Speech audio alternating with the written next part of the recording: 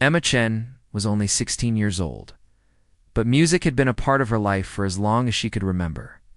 Her mother always said that Emma had started humming lullabies before she could talk properly. Her grandmother, a quiet and gentle woman, had introduced her to the piano when she was just 5. That old upright piano, with scratches on its legs and keys that stuck sometimes, had belonged to her grandmother for decades. It didn't look like much, but to Emma, it was more than an instrument. It was a friend, a memory, a part of her family. When Emma found out about the audition at the prestigious Regional Music Conservatory, she was excited but nervous. Everyone in the local music community knew about the conservatory. It was where the best young talents went. It had trained pianists who later played on international stages. And now, they were holding auditions for a scholarship program. For Emma, it was a chance to prove herself, and maybe even help her family, who had been struggling ever since her father passed away. Her mother worked long hours at a bookstore. There was no money for expensive things. Emma didn't have the polished, grand piano that many other students used. She only had her grandmother's old upright. But that didn't matter to Emma.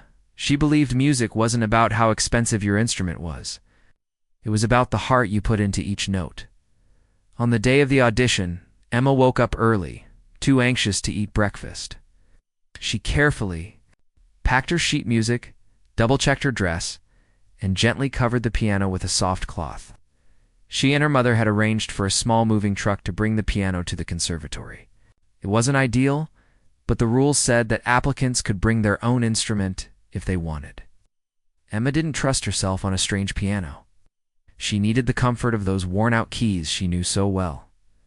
When they reached the conservatory, the building looked even more intimidating than she had imagined. Tall pillars, wide marble steps, and golden letters above the door. Regional Music Conservatory, Home of Excellence. Students in smart clothes walked in and out, carrying expensive instrument cases. Some parents spoke French or German. Others had professional-looking assistants helping their children tune violins or warm up their voices. Emma swallowed hard as the movers rolled her piano inside. She heard people whispering, "Is that a real audition piano? Looks like something.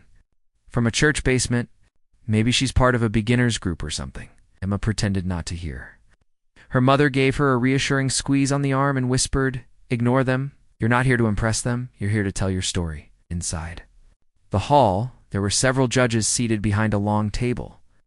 The center figure was Maestro Reginald Vance, the head of the conservatory's music program.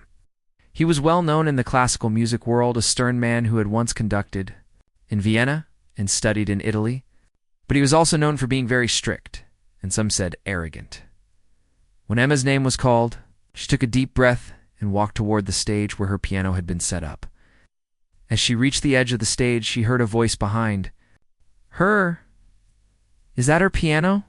Maestro Vance asked one of his assistants, not bothering to lower his voice. "Yes, sir." Applicant number 42, Emma Chen. Vance leaned back in his chair, arms crossed, eyes squinting. "Did she drag that thing out of an antique shop?" A few quiet chuckles came from the other judges. Emma paused, her hands clutching her sheet music. Her face grew hot, but she kept walking, trying not to react. When she introduced herself politely and handed over her music sheets, Maestro Vance didn't even look up. "Name again?" he asked lazily. "Emma Chen, sir," she replied, her voice trembling slightly. He flipped through the pages without interest. You're playing Chopin?" He raised an eyebrow. "That's ambitious." Emma nodded. "It was my grandmother's favorite, of course," he said with a fake smile, and then looked back at the old piano. "I hope that ... instrument can do it justice." More soft laughter. Emma felt her throat tighten. It wasn't just nerves now, it was embarrassment, humiliation. She had worked so hard for this moment. And now it felt like a joke to the people who were supposed to be judging her talent. Still, she sat down, adjusted the bench, and placed her fingers lightly on the keys. The piano, though old, was freshly tuned. She closed her eyes for a second to block out everything Vance's sneer. The whispers, the cold lights above her. She began to warm up, letting her hands glide across the keys in a gentle scale. Why she barely got through the first few bars when Vance held up a hand.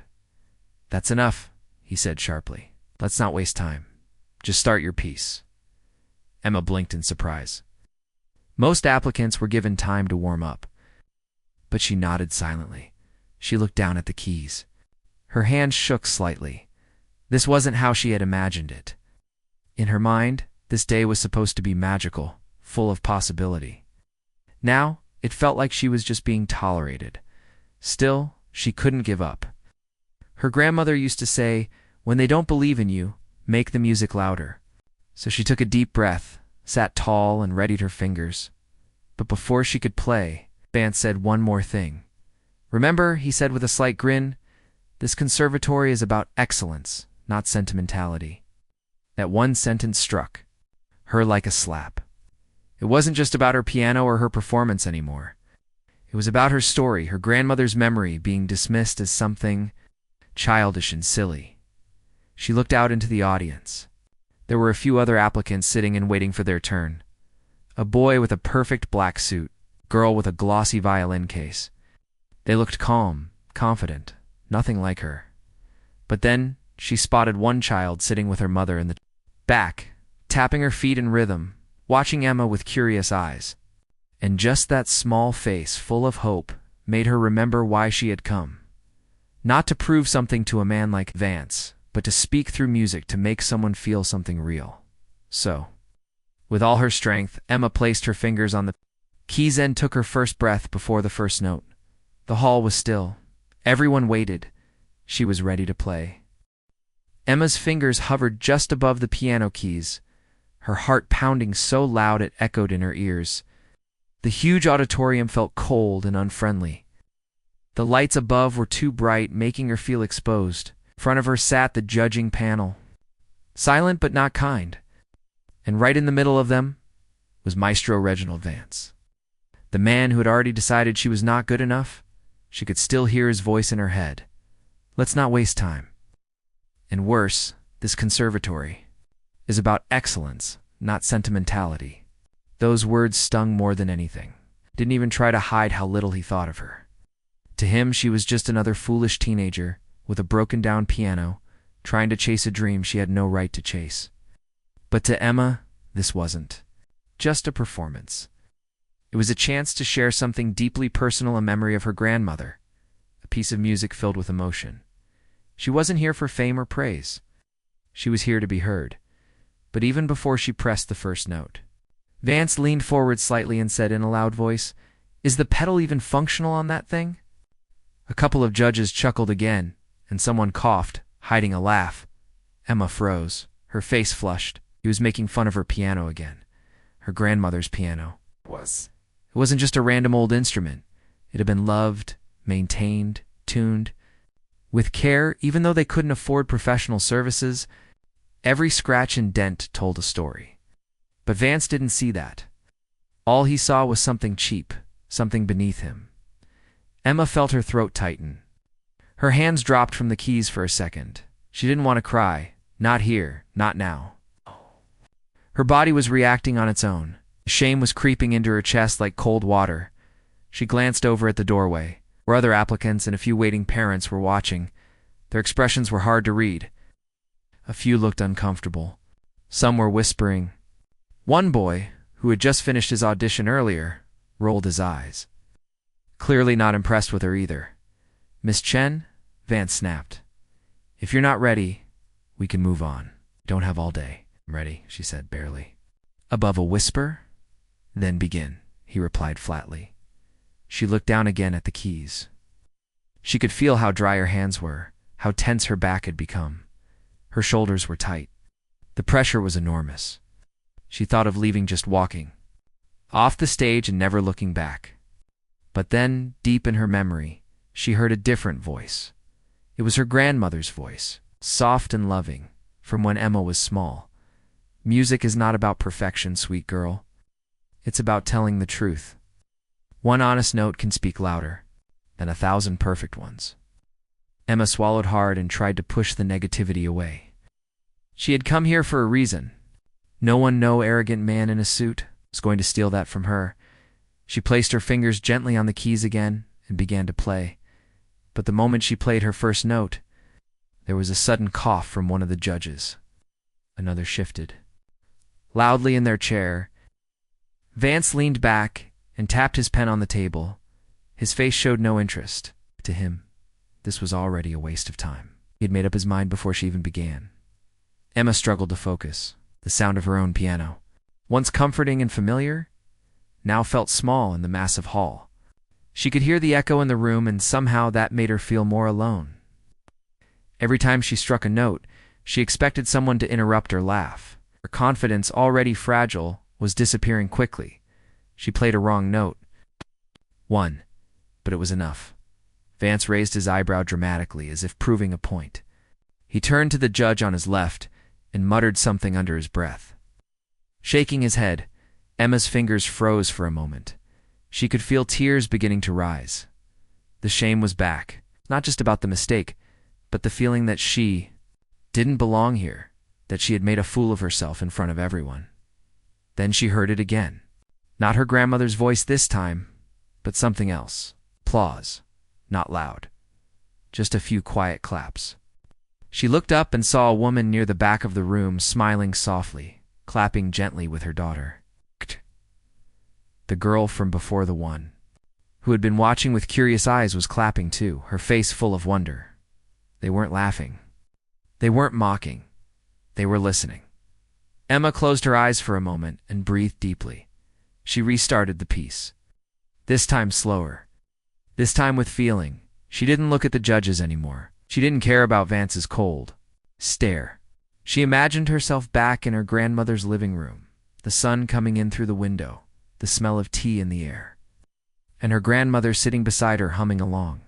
She remembered every lesson, every encouragement, every smile. Her fingers started to move more naturally. The notes became smoother. The melody flowed like water. Her confidence returned, not from the room but from herself. She wasn't here to impress a panel. She was here to tell a story, and that's exactly what she did. For the next few minutes, the music filled the auditorium. Every note was full of emotionless love, courage. The piano, old as it was, came to life under her hands. The sound wasn't perfect, but it was real.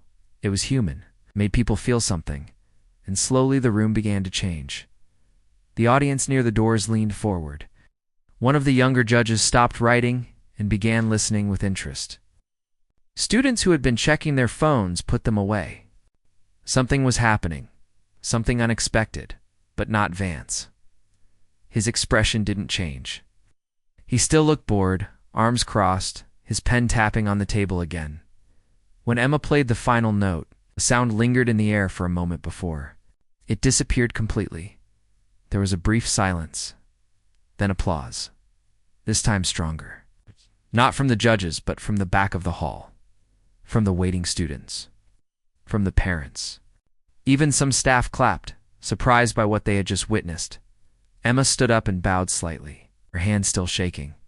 Vance didn't clap. He wrote something down on his paper and said coldly, "Thank you, that'll be all." Emma stood there for a second, not knowing whether to say something or just walk away. She looked at the other judges. One or two nodded at her politely. One seemed unsure, like he wanted to say something but didn't.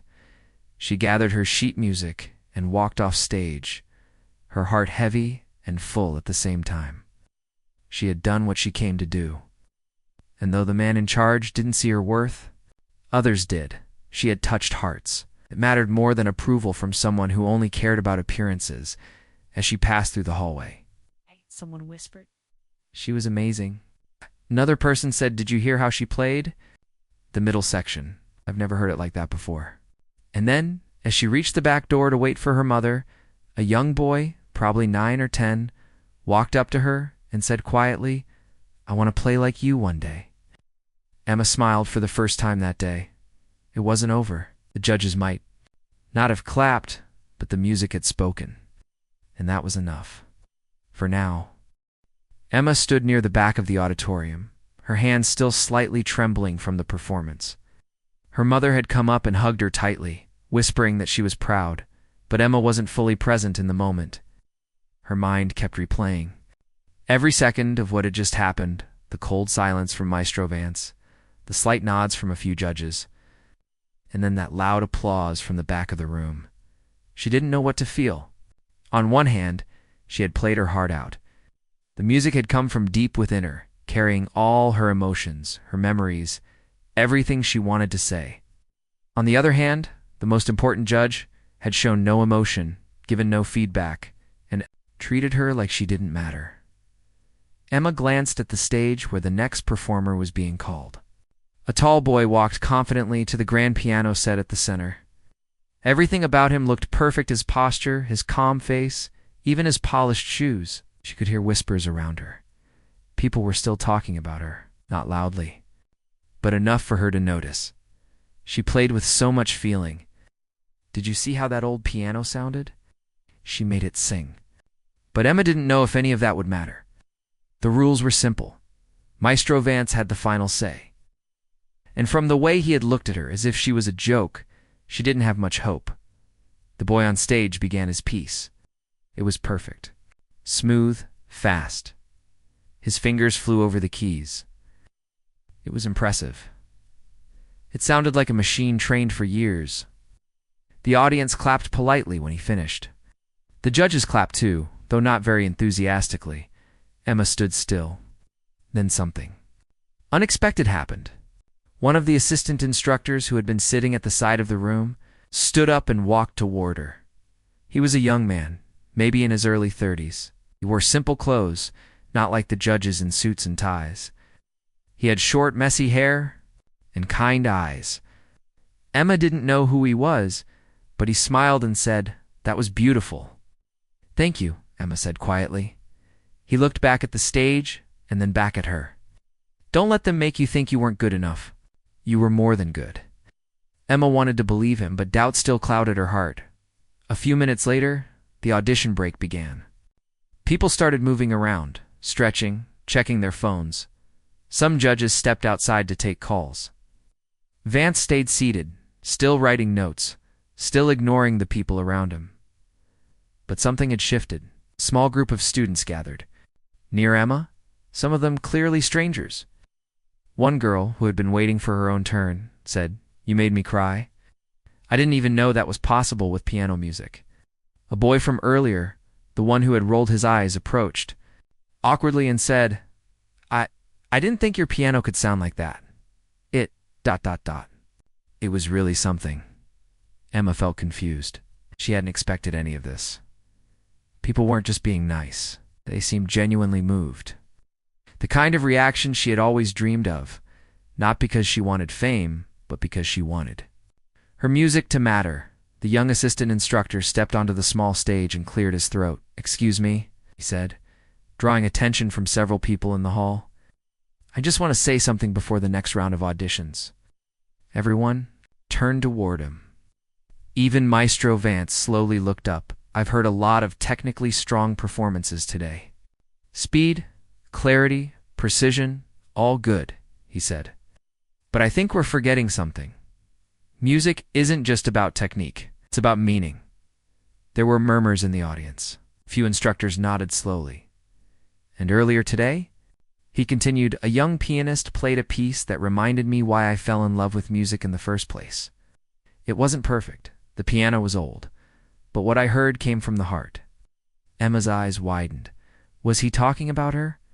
She reminded us that even the roughest instrument can sing, if the person playing it believes in the story it tells. That's what this conservatory should stand for: truth, not just polish. Everyone was silent. Then someone in the back started clapping. Then another. Then a few more. The applause began to build. It wasn't thunderous yet, but it was sincere. People were responding not just to his words, but to the message behind them. Maestro Vance stood up slowly and said, "That's enough. This is an audition, not an open forum." "But the audience matters too," someone said loudly from the back. Emma turned to look. It was one of the parents who had been watching from the rear row. "My daughter came here hoping to hear greatness," the woman said. "And she cried during that girl's performance. Isn't that what music is supposed to do? More people murmured their agreement. A father stood up and said, "If we only judge based on money, equipment, and name, then what's the point of this place?" Vance looked irritated. His voice got sharper. "We are here to train professionals. Emotion without control is chaos."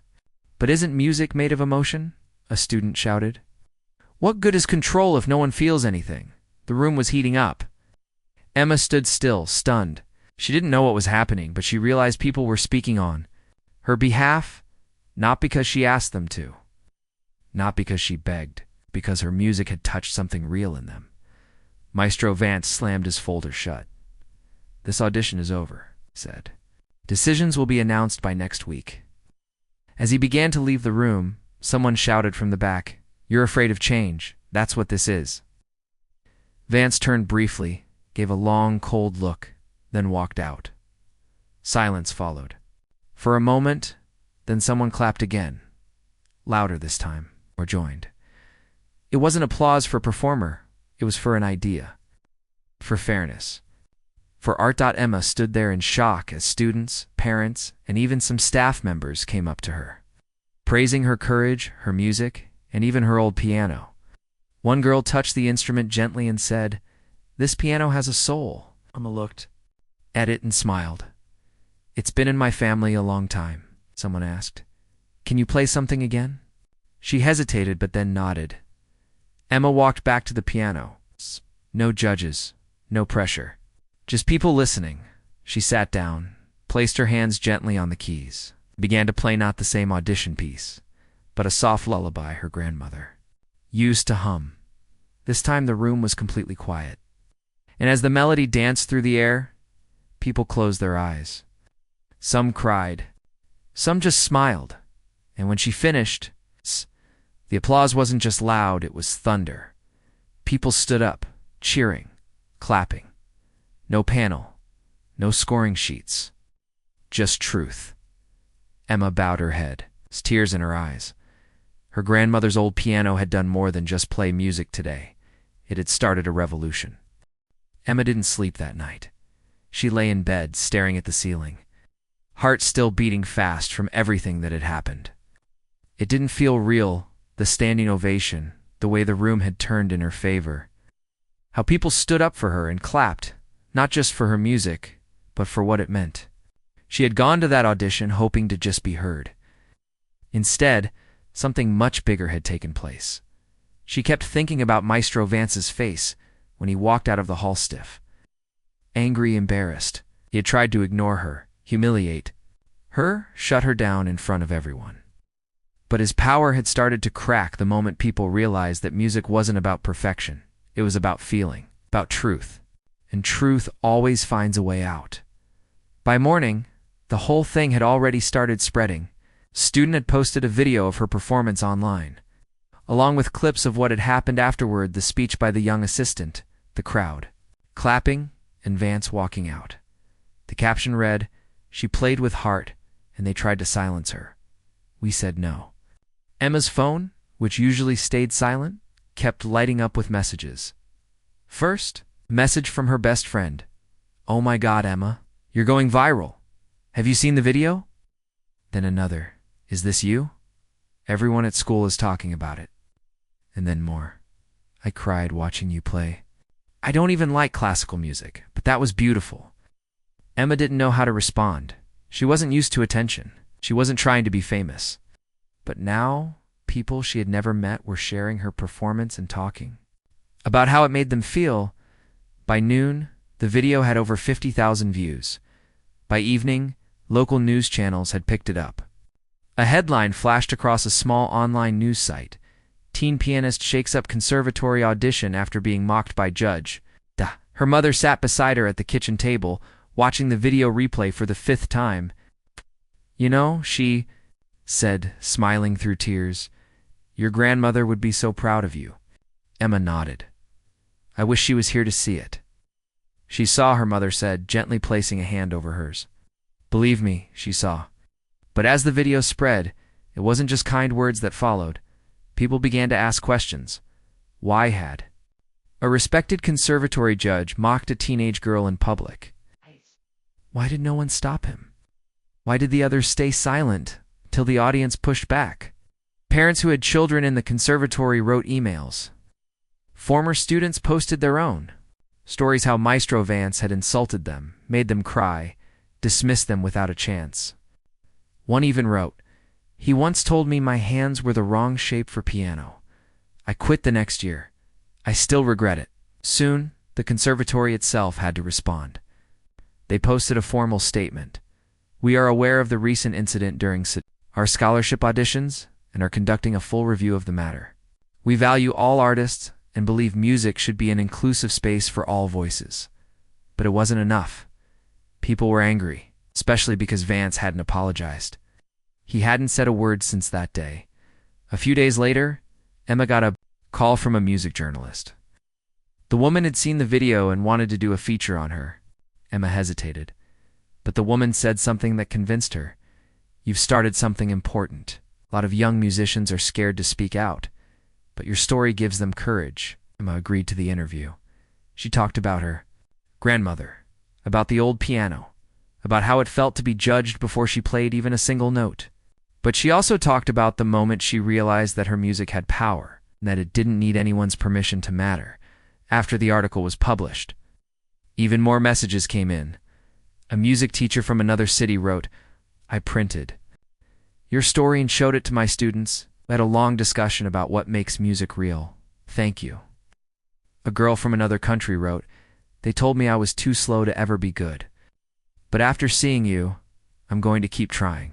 I was overwhelmed. She didn't know how to respond to everything, but one thing was clear. This was no longer just about her. This had become something much bigger. But not everyone was happy. Inside the conservatory, a storm was building. Several students who had watched the audition began asking questions during their classes. Some of them openly challenged the way Maestro Vance ran his lessons. They asked why emotional expression was never prioritized, why certain students got more attention than others, why everything was judged by appearance, money, or background. One instructor, a woman named Dr. Lena Shaw, supported the students. She had been at the audition and had clapped for Emma. She had been with the conservatory for 10 years, but always kept her head down. Now, she stepped forward. She sent a letter to the school board. She wrote, "If we allow behavior like Maestro Vance's to go unchallenged, we teach our students that bullying is acceptable if it wears a suit. We must choose what kind of institution we want to be." The letter got leaked soon. Newspapers were reporting it. Even national media picked it up. Emma's name appeared on major websites. The girl with the old piano who changed everything. Teens audition sparks wave of reform. Maestro Vance stayed silent for a few more days, but pressure was mounting. One evening, Emma and her mother were sitting on the couch, watching the news, when a breaking report came on. The host said, "Today, the Regional Music Conservatory has confirmed that Maestro Reginald Vance has officially stepped down from his position as director of the scholarship program and will be taking a leave from his role as head of the classical department." Emma didn't speak. She didn't cheer. She just let out a slow breath she didn't realize she'd been holding. Her mother looked at her. "You did this." Emma shook her head. "We did this. Everyone who stood up. Everyone who believed." Very next day, the same young assistant who had defended her at the audition sent her an email. He wrote, "Emma, I just wanted to say thank you. We're changing things now. I'm helping to rewrite our audition policies. Oh. From now on, emotional expression will be part of the scoring. No one will ever be judged by the instrument they bring." Emma smiled. That evening, she sat at her piano, the same old one with scratches and faded paint. She didn't play anything fancy, just a simple tune. The kind her grandmother used to hum while watering plants. She didn't need a spotlight. She didn't need applause. She just needed the music, because now she knew it had the power to change things. Emma's life had changed in ways she never imagined. After the audition and the uproar that followed, her world opened up to new opportunities and new challenges. The music she played, once a quiet, personal expression shared only with her grandmothers. Old piano had become a voice for many who felt unseen or unheard. But this was just the beginning of her journey. The first few weeks after the conservatory controversy were a whirlwind. Emma was invited to perform at local events, community centers, and even small festivals. People wanted to hear the girl who had stood up to the elitist judge with nothing but her music and her courage. Every time she played, she remembered the faces of those who had stood with Hertha, students chanting her name in the hallway, the mother who had defended her, the boy who had said he wanted to play like her one day. Though many doors were opening, Emma remained humble. She didn't let the attention change who she was. She still practiced every day on her grandmother's piano, careful to keep it safe and well-tuned. To her, it was not just an instrument, it was a symbol of where she came from, a connection to the love and lessons that shaped her. One day, Emma received an invitation that surprised her. A foundation that supported young musicians was offering her a full scholarship, including a brand new grand piano and professional training. It was a dream come true for many. But Emma hesitated. The new piano was beautiful and perfect, but it was not her grandmother's piano. She wondered if accepting it would feel like leaving behind the story that had brought her this far. After much thought, Emma declined the grand piano but accepted the scholarship. She explained to the foundation that her old piano was a part of her soul, and she wasn't ready to say goodbye to it. The foundation respected her wishes and promised to support her however she chose to continue her music. Meanwhile, news about Maestro Vance's resignation continued to make headlines. The conservatory began making changes, rewriting audition policies and introducing programs to encourage emotional expression and inclusivity.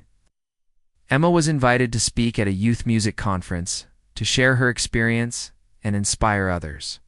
She stood in front of hundreds of young musicians, her heart pounding, and told them her story not about the judge or the controversy, but about the power of belief in music. She said music isn't just about playing the right notes, it's about telling your truth. No matter where you come from or what piano you play, your story matters. If you believe in yourself, others will too. Her words touched many. Students came up after her speech to thank her, saying they felt braver to follow their own dreams. Teachers approached her to ask how they could better support students like her. But Emma's journey was not just about speeches and performances. She worked hard, practicing late into the night, refining her skills without losing the passion and emotion that made her music special. She joined a youth ensemble, traveling to small towns and communities where classical music was not common. She wanted to bring her music to people who might never have heard such sounds before. At every concert, her grandmother's piano was there, sometimes in the corner, resting quietly, other times on stage beside a grand piano. Emma's choice to keep playing on the old instrument inspired many.